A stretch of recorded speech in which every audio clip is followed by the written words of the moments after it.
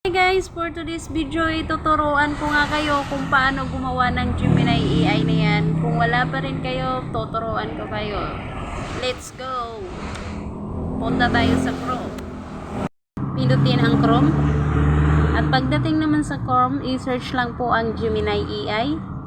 At antayin lang po lumabas ang Google Gemini. Pindutin po. At makita ang plus sign, pindutin rin po. Punta sa upload files. Files, pindutin nyo rin po yan para mapunta kayo sa mga picture ninyo.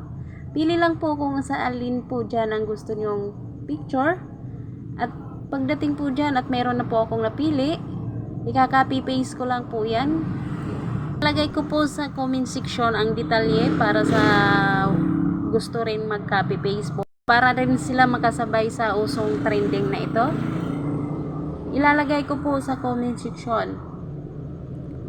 At yan nga po, pakiantay lang dahil loading po. Just a seconds. Pero sa sobrang dami po ng gumagamit ngayon, medyo matagal na po. Minsan umaabot na siya ng 30 seconds. Ayan. Loading pa po. At ayan na nga, lumabas na caption guys. Pero syempre po, para sa hindi yun na po yun guys, kung gagamitin nyo yung nandyan sa video na caption po. Please like, comment, and share naman po my video. Thank you so much.